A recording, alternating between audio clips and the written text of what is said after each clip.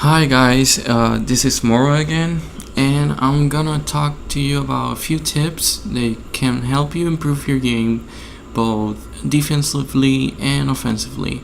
And this is in Hall of Fame difficulty because I got used to play in that difficulty always, and because it's just too easy. If I did all the things that I know how to do in a rookie difficulty, that my stats will even be more ridiculous, but still. The easiest way first, there are a few kind of steals. You just saw one right there, the one-on-one kind of steal. Um, so there's two type of on-ball steals. One with the double team, and one one-on-one. The one-on-one you gotta be careful. Don't reach in more than twice, and try to like harass them, get on them, not attempting too many times for the steal, but like blocking the way for them so that when they switch hands, you attempt for the steal. When they switch from right to left and they make like a little pause, you attempt for the steal. Or when they switch from left to right and make a little pause before going back to dribbling again, you attempt for the steal. The second type of steal on ball is the double team, and there's one thing that is key. When they're double teamed by you and another defender, your defender is, for example, if he's on the left side, you go to the right side and wait for the other player. I mean, for the offensive player to switch the ball to your side and attempt for the steal. Like if your if your teammate is on the left side, go to the right side and wait for the switch to the right side and attempt for the steal. And the same if he's on the right side, wait for the offensive player to switch the ball from the left to the right, and when you're in the right, at the moment that he switched, you attempt for the steal. Okay. And the other easiest way to get a steal is from behind, whether there is somebody in front of him or not. If you ran without him noticing, like if you stay really far away behind and then run straight to him and get close to him before attempting for a steal. Don't try it when you're too far away. You just get close and then attempt for the steal. So, and another thing is the passing lane. Especially when they set a pick and you know the person you're defending is going to the 3-point line to get the pass for the 3-pointer. Just run around the screen, get in the passing lane and steal the ball. Okay, so that's enough for the steals. You saw that right there for the passing lane steal. Anyways, offense. And there are two aspects, 2-pointers and 3-pointers. For 2-pointers, basic is a pick and roll, which can work either for assisting or scoring. And you gotta have at least one move that you can use to get the defender tangled with the screen. If that happens, you'll probably get enough speed afterwards and a space to score for the dunk or the layup. And there's another way, which is cutting. You can go in and out a few times till you lose him and get open for the layup or dunk. Or you can do something that I like to do, is stay back a little, wait for him to settle down, and when he sleeps on you, you run straight to the basket. And when you have enough space between the defender that's gonna be ahead and you ask for the pass, get the ball, and then dunk it on the defender or throw a layup. And also for the 3-pointers, there's two things that I have. One is I wait for example in transition. If they go too far in the paint, I stay back, ask for the pass, shoot. Another thing I do is, if I go in and out and they stay in, I go out and I ask for the ball.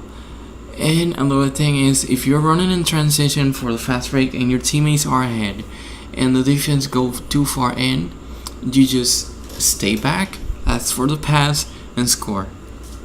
And another way that people like to do, because crossover, the highlight, and everything, try to create the space and shoot on rhythm.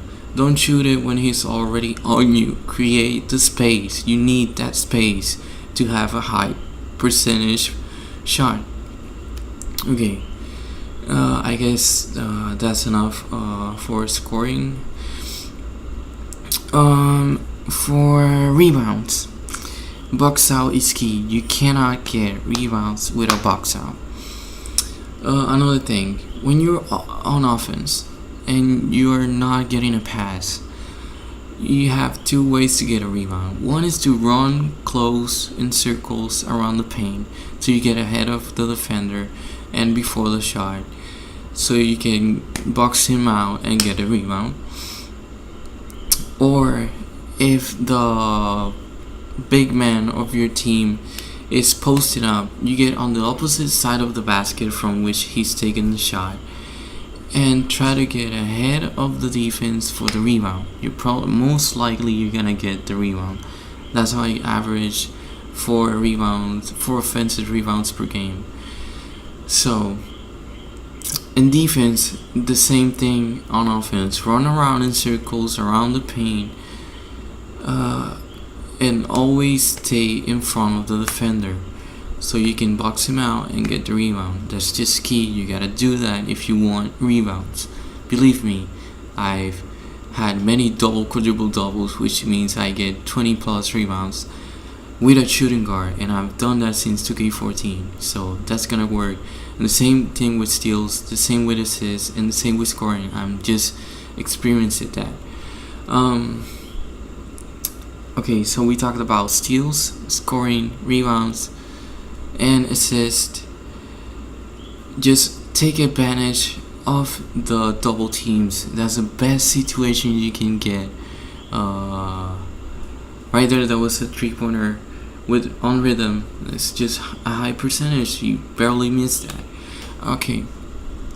Key thing for passing, I can pass.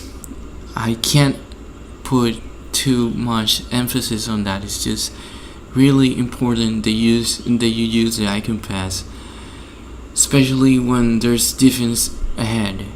If you're on the open court, it doesn't matter. You can do flashy passes. But flashy passes, when you're playing in Hall of Fame difficulty and there's defense in between, they're just too erratic, and people get it in the passing lane and get the steal. So they're not good.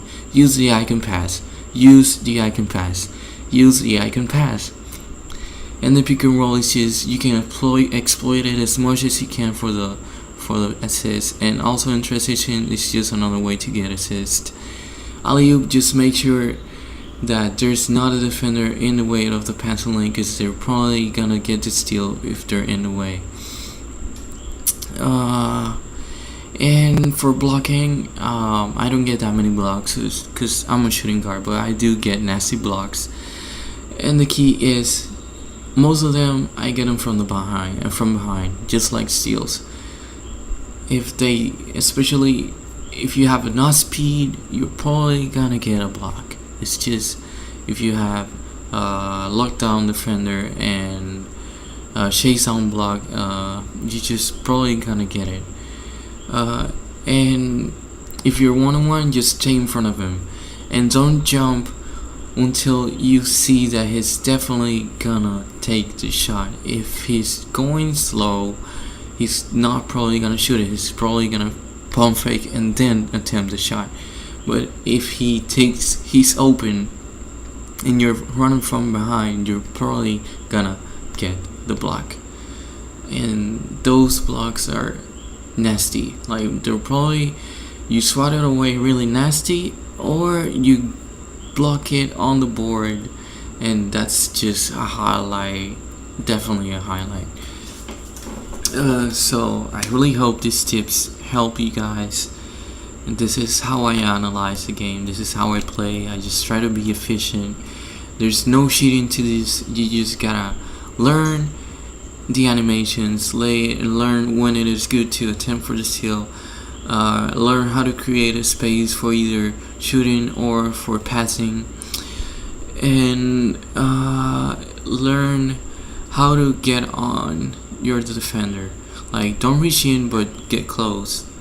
Now if they're dribbling like cheesing, you just gotta use L2 and don't use R2 too much, because if you run with the R2 changing directions too much, that's probably gonna get you an ankle breaker and drop you, or they're just gonna create too much space on you. So just don't run on defense with the R2 when they're cheesing.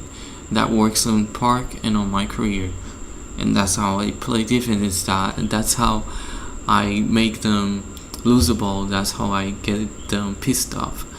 So I just hope you take advantage of these tips, exploit them as much as you can. You can ask me about them on Instagram or here on YouTube by commenting on the video. And thanks for the support. Subscribe, like the video if you really think it was good for you, and keep playing. Experience is key to becoming better. You won't get better without practice, and you won't get better if you play in rookie difficulty or in some easy difficulty all the time. You gotta get used to the high difficulty for either online gaming or my career. So again, thanks for watching. Like the video, subscribe, go to my Instagram Moro_NBA2K, and till next time guys.